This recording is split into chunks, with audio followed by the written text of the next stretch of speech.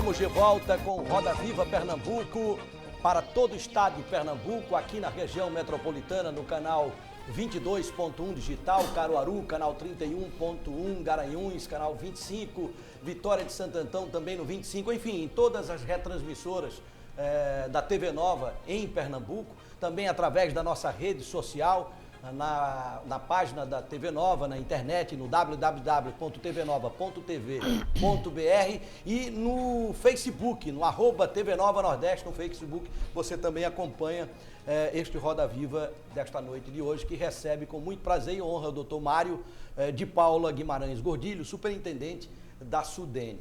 Né? A gente sabe que nesses 6 meses que o senhor está à frente da SUDENE, o senhor praticamente já visitou todos os governadores do Nordeste. Praticamente não, visitei todos. Visitou todos eles. Esse plano que o senhor vai apresentar depois de amanhã ao presidente, ele contempla todas as reivindicações dos governadores de uma região que politicamente o governador, o presidente Bolsonaro, né, tem muitas restrições desses governadores? Veja, quando nós começamos a estruturar o plano, eu não senti da parte do governo central, do Palácio do Planalto, nenhuma restrição às ações que nós íamos fazer de conversar e conviver com os governadores. Da parte dos governadores, da mesma forma. Eu comecei pela Bahia, que é minha terra, conversando com o governador Rui Costa. E fui extremamente bem recebido. Todos os governadores, nas reuniões que nós fizemos com nossos técnicos nos estados, tinham 7, 8, 10 secretários participando da reunião. Em seguida, nós iniciávamos, isso é reunião de 2, 3 horas, conversando, dialogando, explicando o plano, qual era a ideia do plano. Então, eu acho que todo mundo tem que descer do palanque, né? Quer dizer, a reeleição terminou em outubro, os governadores tomaram posse em janeiro, o presidente tomou posse em janeiro, as dificuldades ocorreram inicialmente e os ajustes vão ter que ir ocorrendo naturalmente, porque nós somos uma unidade, é um país, é o Brasil, e é uma região pobre que precisa ou todos se dão a mão, ou não vai. Eu vi uma fotografia, então os governadores todos de mão dada, é isso mesmo, eles fizeram um grupo. Quando eu saía da conversa com um, eles imediatamente já tem um WhatsApp que eles trabalham entre si, e quando eu chegava no outro, eles já sabiam que eu tinha conversado. É realmente uma integração enorme. E é bom até, porque eles gostaram muito da conversa. Nós não conversamos só com os governadores do Nordeste, nós conversamos também com o governador de Minas e o governador do Espírito Santo, que uma parte de Minas, na região de Montes Claros, está dentro do semiárido, e uma parte do Espírito Santo também. Ambos, o governador do Espírito Santo não pôde participar, que ele tinha um compromisso agendado já há algum tempo, mas o governador de Minas veio, inclusive conversei com ele em Brasília 15 dias antes da reunião, porque ele andava viajando para um lado, para o outro, eu também, e nós não conseguíamos um momento de agenda para conversarmos, mas nos encontramos em Brasília, no Ministério, ele com 5 secretários, um prefeito da região, um deputado da região, foi uma reunião ampla também, todas foram assim. Então eu acho que a integração vai se dar, Pedro Paulo, eu tenho a esperança de que a gente consiga unir todos em função de uma dívida que o país tem com o Nordeste. O Nordeste não é coitadinho, não. O Nordeste tem suas mazelas também, tem suas coisas erradas. Talvez a SUDENE tenha ido na rabada do problema que ocorreu na Sudã. Foi talvez uma visão do Sul do presidente Fernando Henrique à época, que vamos jogar o lixo debaixo do tapete para ver se resolve. Não era essa a forma de resolver. Então isso causou um trauma interno nos funcionários. O prédio da SUDENE, dá pena de você ver um prédio dessa qualificação abandonado. A única instituição que ainda permanecia era a SUDENE, com 300 funcionários, quando teve 3.000 funcionários. Então, isso tem que acabar. Olhando para frente, se deslumbra a possibilidade do retorno do funcionamento desse prédio, que é símbolo do desenvolvimento na região Nordeste? Eu acho que aquele prédio tem que se fazer um retrofit. Eu acho que o patrimônio da União tem que, inclusive para a universidade, que está praticamente dentro do campus da universidade. E os órgãos da União no Nordeste estão. A AGU está lá perto da SUDENE, na Domingos Ferreira também, tem os tribunais. Isso poderia, uma economia, nós pagamos aluguel, nós poderíamos deixar de pagar um aluguel se esse prédio tivesse sido mantido. O governo não gosta de manter empreendimentos próprios. É uma coisa que é impressionante. Eu, como empresário, quando eu cheguei para presidir a Conder, na Bahia, a primeira coisa que eu fiz foi fazer uma verificação no prédio, ir aos sanitários, olhar como é que estava funcionando, e mandei consertar tudo, e daí para frente, passei 8 anos presidindo na Conder, tudo funcionava como se fosse minha casa. Mas está na sua agenda? Hein? Está na sua agenda o retorno do Não, porque ao sairmos de lá, isso retorna ao patrimônio da União. Precisa haver uma ação do patrimônio da União. Acho que o patrimônio da União está fazendo, talvez até um retrofit daquela área para uma instituição privada, uma empresa privada que queira fazer a recuperação e alugar, ou juntar de novo, ou passar para a universidade. Alguma coisa precisa ser feita, não é deixar aquele prédio cair. Franqueada a palavra, Leilane, pode falar? Veja, o senhor mesmo disse que visitou os 9, né, os governadores do Nordeste, e em busca mesmo de apoio, de sugestões para o programa que foi lançado. E eu queria saber quais os projetos que são mais convergentes, os pedidos mais convergentes, o que é que eles pleiteiam mais e que convergem mais em busca do desenvolvimento econômico do Nordeste. Olha, Leiane, eu visitei os 9 do Nordeste e os 2 lá de baixo. Sudene tem ainda, né, um pedaço do Minas e Espírito Santo. E o que a gente sente é que há uma necessidade de recurso muito grande para determinadas obras, que inclusive são obras que não são de um estado. Quando você vê a Transnordestina, não é obra de um estado só. Isso. A BR-116, que precisa ser duplicada, não é obra de um estado só. Transposição. Você vê o Porto do Maranhão, eu cheguei à noite e vi ao largo assim, luzes, eu abri a cortina do hotel, achei que era o outro lado da Bahia. E fui dormir no dia seguinte. Quando eu abri de novo a cortina, que eu olhei e vi assim uma quantidade de navios enorme. Contei 67 navios parados, esperando a oportunidade de entrar no porto. Porque com o problema de Brumadinho, a Vale transferiu as cargas para cá, a Norte Sul começou a funcionar com mais intensidade, foi concluída, foi licitada. Então, o governador do Maranhão disse: eu preciso ter mais um berço, no mínimo, nesse porto. Esse governador, quantos navios normalmente ficavam antes desse problema de Brumadinho? Em torno de 30, 35, quer dizer, dobrou. Eles já tinham um engarrafamento de navios, que não está só aqui.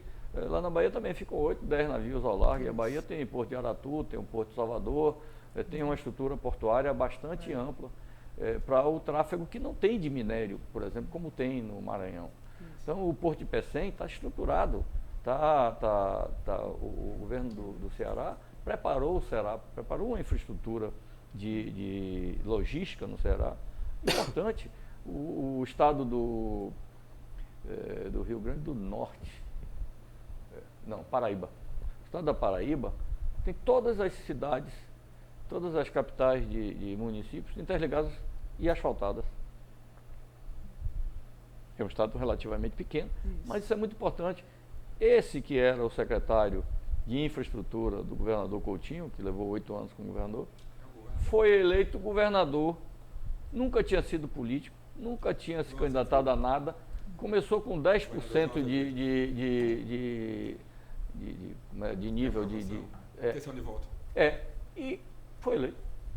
Ele disse: eu pedi ao governador que 3 carros para a gente sair correndo. Ele voltou aos lugares todos por onde ele passou e terminou eleito governador. Quer dizer, os meios de comunicação mudaram, né? Essa comunicação da internet, da fibra ótica, isso mudou a conceituação da população. Essas obras paradas aí, vou passar para você, Arthur, mas só para complementar, o nosso superintendente falou aqui da Transnordestina, que é uma obra parada há muito tempo, e o senhor toca num ponto que é muito sensível aqui para Pernambuco, porque quando se falou em retomar as obras da Transnordestina e fazer a primeira ligação com o Porto de Pecém, né, isso mata de vez o Porto de Suape aqui em Pernambuco. Né? O que vai acontecer? Vai ser paralelo uma com a outra? Vai acontecer realmente essa ligação primeiro com o Porto de Pecém? A Sudene está tocando esse projeto? A Sudene não está tocando esse projeto. Esse projeto ele tem recurso do FDNE, que é o Fundo de Desenvolvimento do Nordeste, não é o FN, é o FD, que é orçamentário, não é constitucional. Em torno de, hoje, 4 bilhões de reais investidos nessa ferrovia. as notícias que eu tenho, que é a coordenação do Banco do Nordeste para a liberação dos recursos, o acompanhamento da obra, é do Banco do Nordeste. A Sudene é a credora intermediária dessa confusão que está aí armada, mas tem a NTT no meio, que tem a parte referente à concessão, que tem que ser resolvida, e as notícias e as informações que eu tenho, que parece que são corretas, é que a acessibilidade ao porto de Suape, da ferrovia, tem um problema de desapropriação muito grande, que é mais demorado do que a acessibilidade para Pecém. Pecém, se você quiser tocar a obra, você chega em Pecém imediatamente. Imediatamente você não consegue chegar a Suape em função da dificuldade das desapropriações e da acessibilidade ao porto. Mas que ela vai chegar lá, não tem a menor dúvida que vai chegar, não tem por que não chegar, inclusive tem um trecho já feito. Pode falar. Presidente, eu vou dar um dado do Datafolha aqui, saiu recentemente. Aqui para o Nordeste, 40% dos nordestinos acham o governo federal Bolsonaro ruim e péssimo. 58% não confia nesse governo. E 55% desaprova o modo do presidente governar. Como é que a gente consegue fazer a Sudene dar certo num ambiente tão hostil do ponto de vista político? Eu acho que a Sudene dando certo e conseguindo implementar esse plano, ela vai mudar esses números. Aproveitando a pergunta do colega, doutor Mário, a gente sabe, o senhor com a sua experiência em cargos de gestão, que existe um período, né, mínimo, mas claro que está sempre à disposição de quem nos convidou. Quais são os seus objetivos que o senhor se considerará realizados no seu cargo de superintendente da Sudene para os próximos, digamos, 3 anos e meio? O que é que o senhor pretende dizer, depois desse período, que conseguiu atingir seus objetivos na Sudene? Isso, eu tinha alguma dúvida se efetivamente eu conseguiria fazer esse primeiro approach, essa primeira estruturação do plano no tempo que me foi dado, de 6 meses, nem 6 meses, 5 meses, nós estamos em maio, final de maio, né? Para estruturar um plano, fazer toda uma montagem, fazer esse interrelacionamento com os governadores. Eu temia que esse tempo não desse, esse prazo não desse. Mas a receptividade dos governos estaduais foi tão grande que no primeiro encontro com o governador da Bahia, que é do PT, que é de uma área que venceu a eleição para o governo que eu trabalhava, que era o governo Paulo Souto, ligado ao Antônio Carlos Magalhães, mas nada disso atrapalhou a nossa conversa, o nosso relacionamento, nem vai atrapalhar, porque da minha parte, com certeza não. E da dele, a forma com que ele se referiu ao presidente, que ele se referiu na reunião, ele foi o interlocutor dos governadores do Nordeste na reunião do Conselho da Sudene. Foi tão amena que eu acho que as coisas estão mudando. E tem que mudar nisso. Se não mudar, nós não vamos para lugar nenhum. Como é que foi? 24 bilhões de reais o plano, presidente. De onde vem esse dinheiro? Não, 24 bilhões de reais são os recursos que o Banco do Nordeste tem esse ano do FNE para aplicar. E foram acrescidos mais 4 bilhões. Então, o Banco do Nordeste vai ter 28 bilhões para aplicar nesse ano no Nordeste. Infraestrutura, presidente? Hein? Infraestrutura? Seria não, para não só para infraestrutura, agricultura, microcrédito, na composição das aplicações do banco.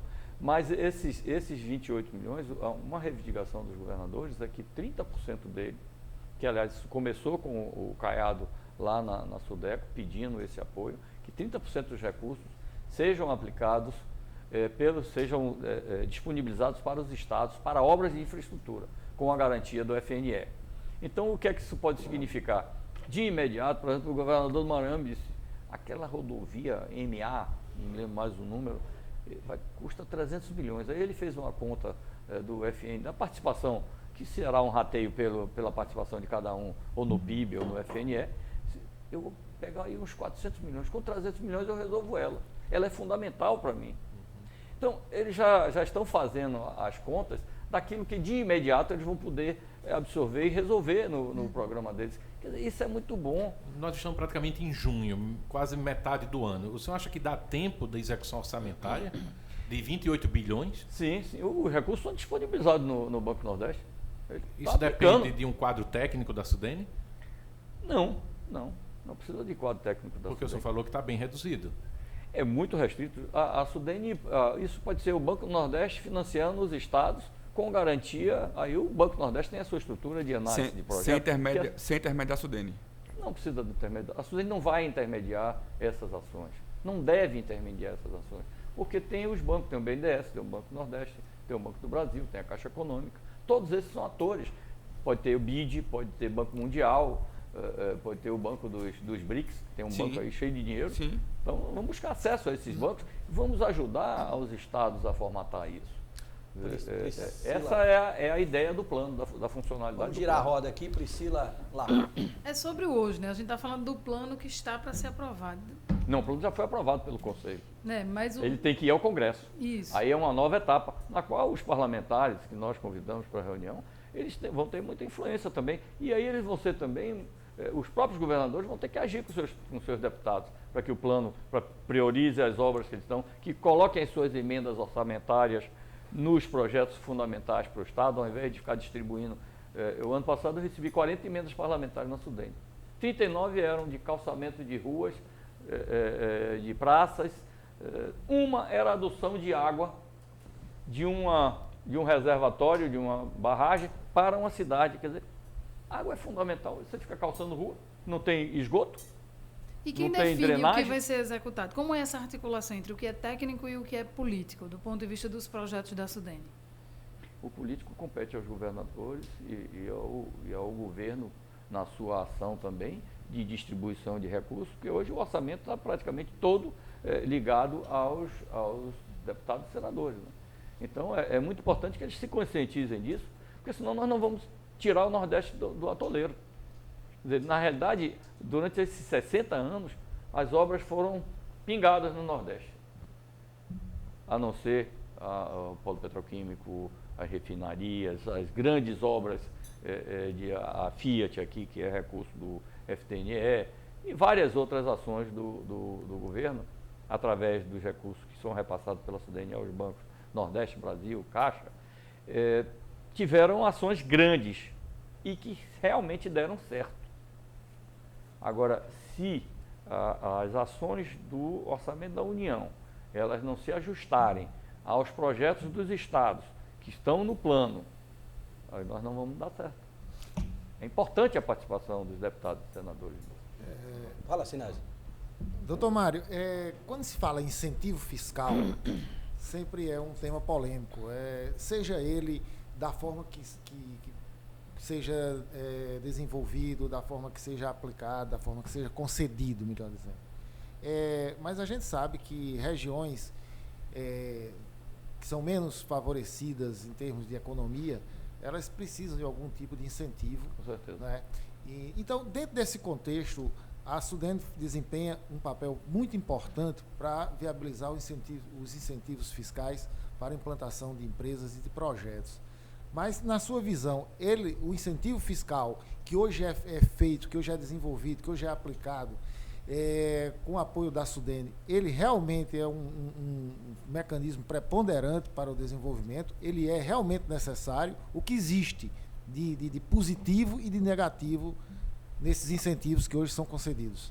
Sinésio, a primeira ação do presidente Bolsonaro foi sancionar a lei de renovação dos incentivos fiscais, dos 75% do imposto de renda e dos 35% da área da parte mais de investimento, também de isenção do imposto de renda. Então, eu acho que isso já foi uma visão do presidente do Nordeste, porque o presidente anterior, ele não sancionou, ele podia ter sancionado a lei, e ela foi sancionada no dia 3, porque vencia o prazo.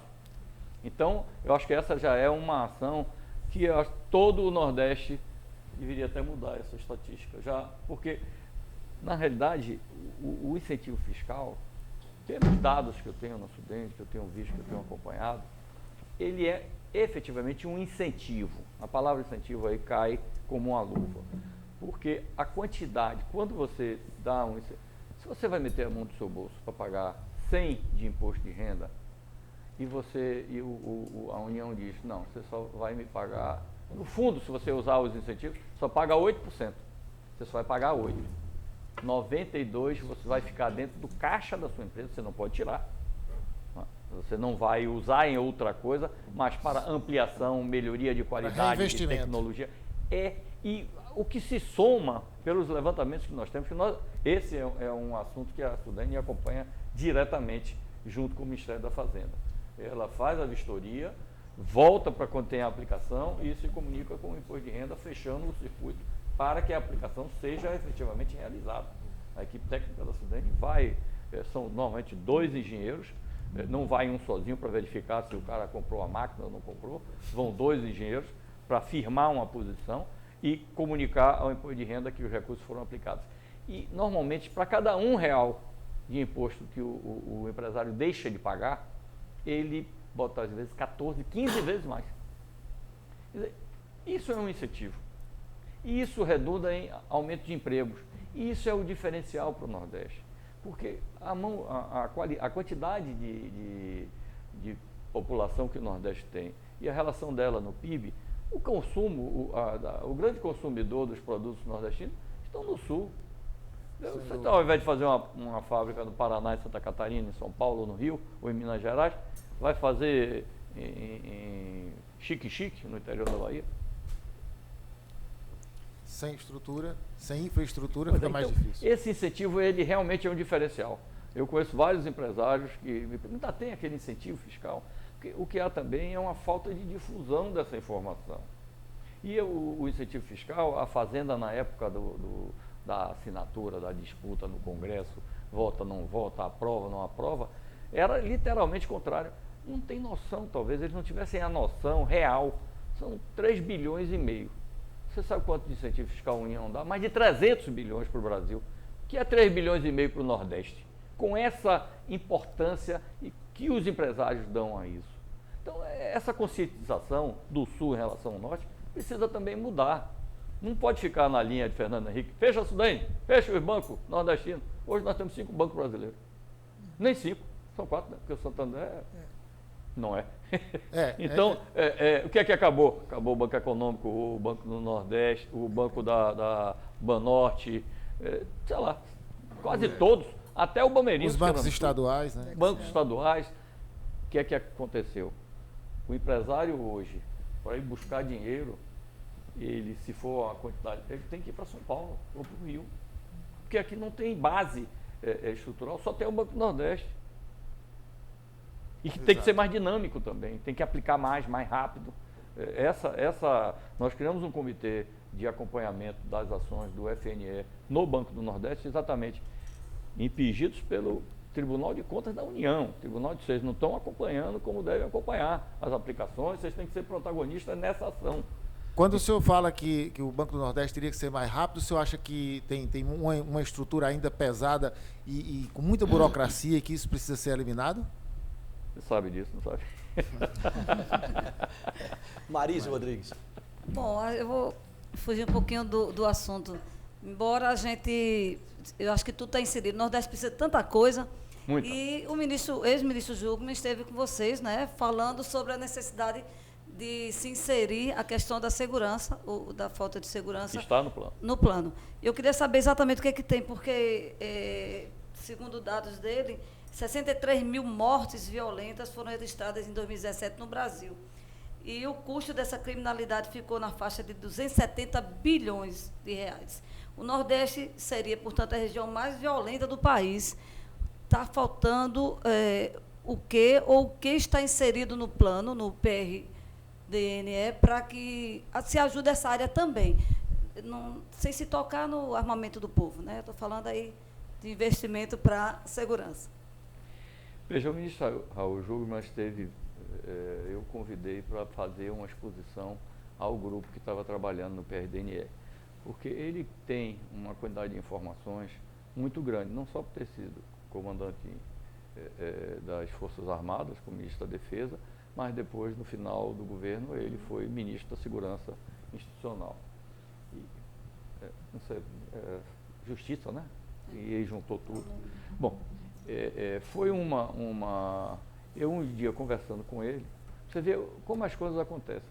A medida provisória que criava o ministério dele, ela se vencia nesse dia que eu estava conversando com ele. Fui conversar exatamente sobre isso, a possibilidade dele vir aqui, quando ele saísse do governo, com mais calma, fazer uma exposição com dados. E, enquanto eu conversava com ele, chegou o assessor parlamentar. Disse, conseguimos, ministro. Eu olhei assim, não sabia o que tinha sido. Conseguimos, nem sabia que aquele era o último dia. Eu perguntei, conseguimos o quê, ministro? A medida provisória do Ministério, da criação do Ministério, hoje o Ministério poderia acabar. Quer dizer, essa sensação que a gente tem de assistir uma cena dessa é dura, né? Eu acho que os nossos parlamentares têm que ter um pouco mais de consciência da realidade. Os dados que o ministro nos levou são assustadores em relação à segurança, são públicos, né? Alguns não públicos, ele conversou comigo, mas essa é uma área que requer, ele tem algumas ideias sobre a parte das penitenciárias. Nós temos o dobro de presos em relação à capacidade das penitenciárias. É o caminho certo prender um jovem porque estava fumando crack? Ou vamos tentar coibir o crack e tirar esse jovem? Porque dali, na hora que ele entra na penitenciária, ele vira um marginal, com certeza. Vai ser um agente de uma das facções que agem no Brasil, que tem no Brasil inteiro. Tem no Ceará, tem na Bahia, tem no Rio Grande do Norte, tem no Piauí, tem no Rio, tem em São Paulo. Essa é uma encomenda que eu lhe diria de difícil solução, mas que certamente o governo adotará as medidas. Eu ainda não sei, lhe digo sinceramente, que caminho nós tomaremos no plano. Mas o plano está contemplando... O plano contempla a educação, segurança, saneamento. Em termos de valor, percentuais, não, o senhor não... Ainda, alguns governadores solicitaram ações nesse sentido, institucionais, e isso tem que ser aí um planejamento maior, porque do que nós temos, pelo menos que eu tenho visto na imprensa, há uma ideia de se formatar uma estrutura nacional de combate a isso. Não tem jeito. Vamos no intervalo, daqui a pouco a gente volta com o último bloco do Roda Viva Pernambuco, hoje com o superintendente da SUDENE, Mário de Paula Gordilho. Já já a gente volta.